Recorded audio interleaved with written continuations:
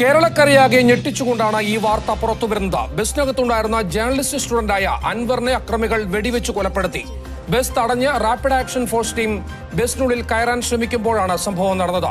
ഇത് പോലീസിന്റെ വൻ വീഴ്ചയായിട്ടാണ് കണക്കാക്കുന്നത്. പോലീസിന്റെയും സഹപാഠികളുടെയും മുമ്പിൽ വെച്ചായിരുന്നു അൻവറിന്റെ ദാരുണാന്ത്യം. കോതമംഗലത്ത് ബിസിനസ്സുകാരൻ മുഹമ്മദിന്റെ 2 കുട്ടികളിൽ മൂത്ത മകനാണ് അൻവർ. ഡിഐജി രക്ഷിതാക്കൾക്ക് നൽകിയ ഉറപ്പ് പാലിച്ചില്ലെന്ന് ആരോപണം. വിദ്യാർത്ഥികളുടെ ജീവൻ അപകടത്തിലാകുന്ന ഒരു പ്രവൃത്തിയും പോലീസിന്റെ ഭാഗത്തുനിന്ന് ഉണ്ടാകില്ലെന്ന് ഡിഐജി ഹേമന്ത് രക്ഷിതാക്കൾക്ക് ഉറപ്പു നൽകിയിരുന്നു. ബസ്സിൽ കയറിയ ഗ്യാങ് രക്ഷപ്പെടാൻ മാത്രമാണ് വിദ്യാർത്ഥികളെ ബന്ദികളാക്കിയത് എന്നാണ് പോലീസിന്റെ ആദ്യ പ്രതികരണം. അതുകൊണ്ട് തന്നെ പോലീസ് പ്രതിരോധിക്കാതിരുന്നാൽ വിദ്യാർത്ഥികളെ അക്രമകാരികൾ ഉപദ്രവിക്കാൻ സാധ്യതയില്ലെന്നും ഹേമന്ത് ഉറപ്പു നൽകിയിരുന്നു. പക്ഷേ മിനിറ്റുകൾക്കകം റാപ്പിഡ് ആക്ഷൻ ഫോഴ്സിനെ ഇറക്കി ബസ്സിനെ തടയുകയും അക്രമികളെ പ്രകോപിപ്പിക്കുകയും ചെയ്തതുകൊണ്ടാണ് ഒരു വിദ്യാർത്ഥിയുടെ ജീവൻ നഷ്ടമായതെന്ന് രക്ഷിതാക്കളും പ്രതിപക്ഷ കക്ഷികളും ആരോപിച്ചു. മുഹമ്മദ് എന്ന് പറഞ്ഞ ഒരാളുടെ മകനാണ് സാർ. ഒരു കാര്യം ചെയ്യും, ഒരു അനിയനും കൂടിയാണ്, 9ാം ക്ലാസ്സിൽ പഠിക്കുന്നു. അദ്ദേഹം ഇപ്പം ഇഞ്ഞെത്തും. ആംബുലൻസ് പറഞ്ഞിട്ടുണ്ട്. അടുത്ത് ഇപ്പോൾ സാർ, ഞാൻ കൊടുക്കാം sir. DIG. Hello sir, sorry sir, പരാജയപ്പെട്ടു പോയി സർ. സർ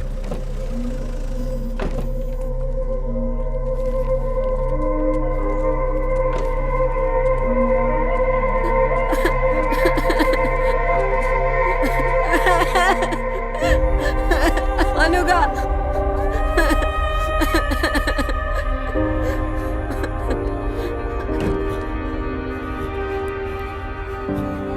മുഹമ്മദ്,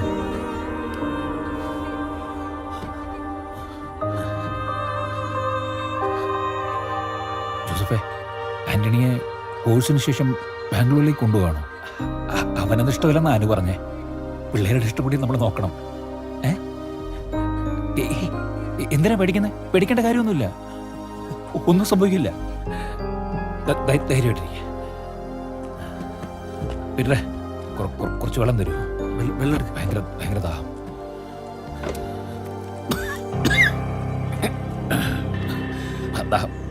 പരവേശം പോലെ എടുക്കുന്നു. അനുക എനിക്ക് അല്ല അനുക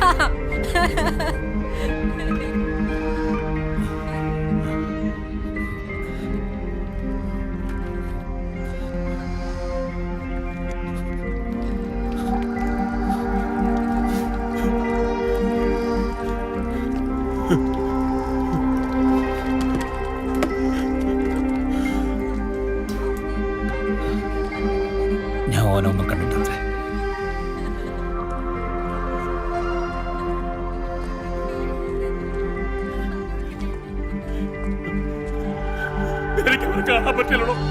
അൻവറിന്റെ കൊലപാതകം വളരെ നിഷ്ഠൂരമെന്നാണ് ഓപ്പറേഷനിൽ പങ്കെടുത്ത പല പോലീസ് ഉദ്യോഗസ്ഥരും പറയുന്നത്. പലതരം ന്യൂസുകളും സോഷ്യൽ മീഡിയ വഴി പുറത്തു വരുന്നുണ്ടെങ്കിലും അതിലൊന്നും സത്യമില്ല എന്നാണ് പോലീസ് പറയുന്നത്. നമുക്കൊരു കാര്യം പോലീസിന് വേണ്ടി ചെയ്തു കൊടുക്കാം. അക്രമികൾ പ്രകോപിതരാകാതിരിക്കാൻ മൂന്നാർ റോഡ് ബ്ലോക്ക് ആകാതെ മാറി നിൽക്കാം. ഏകദേശം 20ഓളം വെടിയുണ്ടകൾ ശരീരത്തിൽ തുളച്ചു കയറിയിട്ടുണ്ട് എന്നാണ് പോലീസിന്റെ പ്രാഥമിക നിഗമനം. ഉടനടി NST കമാൻഡോസിനെ സംഭവസ്ഥലത്തെത്തിക്കാനും അവരോടൊപ്പം ഓപ്പറേഷനിൽ കേരള പോലീസിനെയും പങ്കെടുപ്പിക്കാനും മന്ത്രിസഭായോഗം തീരുമാനമെടുത്തിരിക്കുന്നു.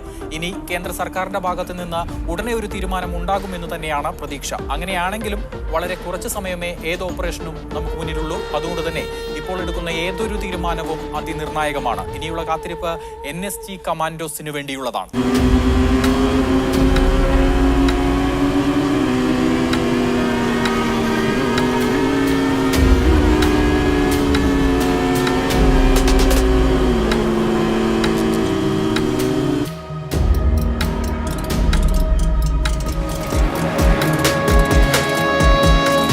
സർ, സെൻട്രലിൽ നിന്ന് കിട്ടിയ ഇൻഫർമേഷൻ അനുസരിച്ച് അലിഖാൻ കറാച്ചിക്കാരനാണ്. ഇയാൾ ഇന്ത്യയിലേക്ക് കടന്നിട്ടുണ്ടെന്നൊരു ഇൻഫർമേഷൻ ഉണ്ടായിരുന്നു. ബട്ട് പിന്നീട് അതിന് എവിഡൻസ് ഒന്നും ഉണ്ടായിട്ടില്ല. ഈ അലിഖാൻ തന്നെയാണ് ബസ്സിലുള്ളതെന്ന് അവർ ഐഡന്റിഫൈ ചെയ്തിട്ടുണ്ട്.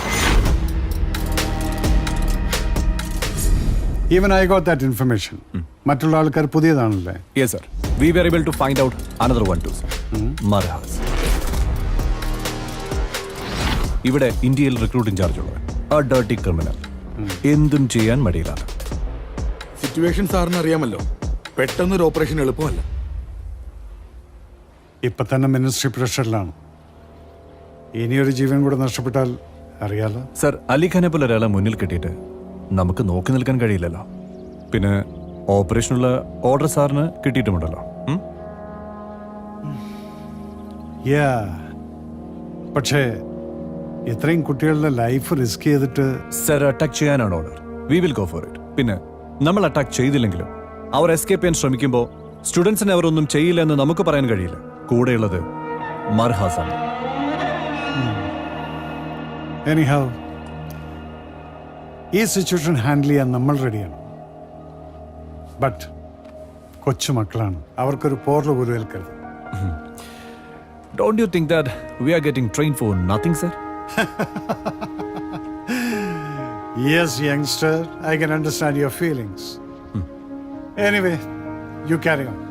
Sure. Hey, by the way, what's your name? Abhinav. Captain Abhinav, sir. Super. All the best.